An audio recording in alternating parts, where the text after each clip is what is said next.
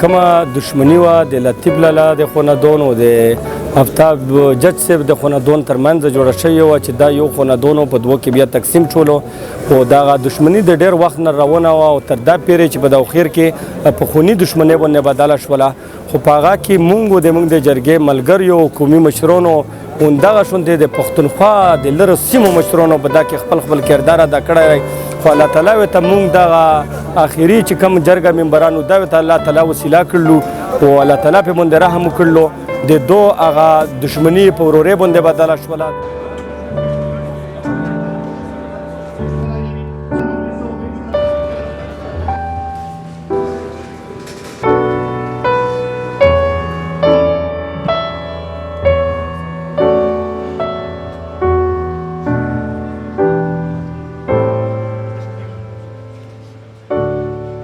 زمونږ په منځ کې چې دا مسله ډېره سخته شوله مړي پکې وشو نو د قوم مشران راغلل د قبیلې مشران راغلل هغوی وویل چې یاره په دې کې نوره خونریزي نه ده پکار او هغوی یو ټیم وټاکلو چې هغې ته جرګه وایي هغه جرګې چې کوم دی پکې د دواړو فریقینو زمونږ نه بیانونه واخیستل دا مسله یې واورېدله د هغې هغه بنیاد جرړو ته یې ځان ورسولو چې مسله د څه وجې نه جوړه شوې ده او د څه وجې نه جاري ده نو په هغې باندې ډیر ځلې جرګې ناستې وکړو د دواړو فریقینو سره په خپلو کې مختلفو مشرانو یې پکې رایه واخیسته او اخري په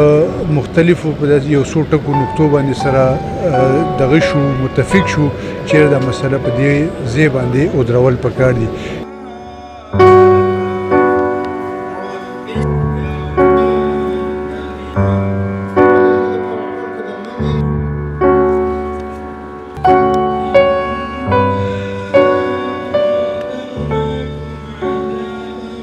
د خیبر پختونخوا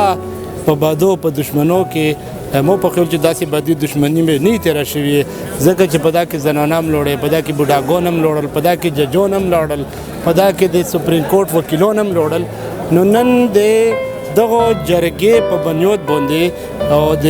دغه په کوششونو باندې نن دا مسله سر له ورسېره وه دشمني چې کوم دی په دوستۍ باندې بدله شوه.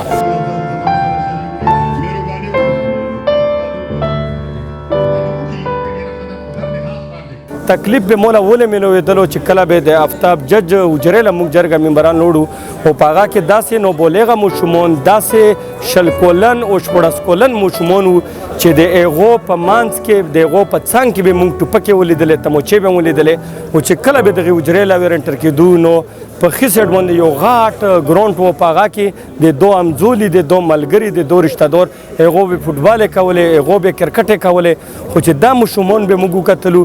نو د دنه سخت درد موږ لب کې نه رامیرو همدغه شونتې چې د لطیف لالا صاحب حجرې له به موږ راغلو د هغو چې کوم بچي به موږ کتل هغه به دومره معصوم وو چې هغه به د موږ د جرګې په خدمت کې هغه مشغول وو هغو به موږ له د چیو د ټکالی و د اوبو هغه راکولو ځکه چې دا موږ دومره تنګ کړي وو چې نن شپه کتلی دو نه مو ورځ کتلی دو خو دو موږ دروازه ټکولې دو او دور ته ویلکم کړی موږ له عزت راکړی نو نن زه د هغو ماشومانو لپاره دلته کې چې وینم هغه نو زه ورته دومره خوشحالېږم چې په موږ باندې کم درد دغو نوجوانانو ماشومانو دپاره تېر شوی دی هغه انرژي واپس نن په موږ کې راغله او یو خوشحالي الله تعالی راوستله او هغه څومره ستونزه چې موږ کړې وه اوه اته میاشتې هغه یې د موږ ورکه کړله.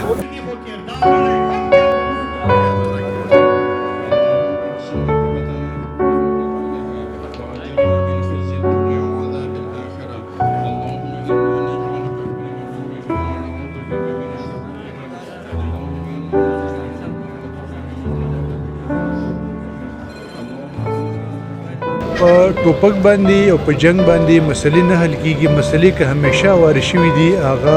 د مذاکراتو په میز باندې د خبرو په ذریعه باندې حل شوي دي زموږ د مسلم د خبرو په ذریعه باندې حل شوه اگر چې ډېر تاوان پکې وشولو او د نورو خلکو دپاره د ټولو پښتنو دپاره او د قبایلو دپاره او په هر ځای کې زما دا پیغام دی چې ټولو پښتنو ته خپلې شخړې خپلې مسلې خپلې ستونزې د خبرو په ذریعه باندې حل کول پکار دي نه چې د ټوپک په ذریعه نه چې د وینې په ذریعه نه چې وینې تېرېدو په ذریعه باندې.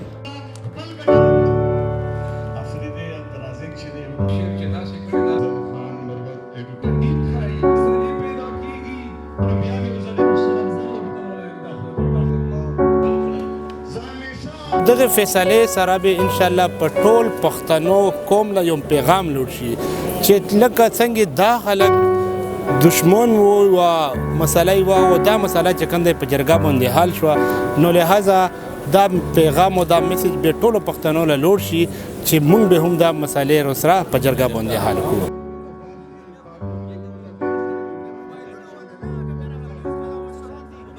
چې کوم خلکو په کې خیر او خواري کړی الله غو له مجرونه بدل ورکړي کوم خلک راغلي په خوشحالي کې شریک شوي دا د امن د خوشحالي خبره الله غو له مجرونه بدل ورکړي ټول خوشاله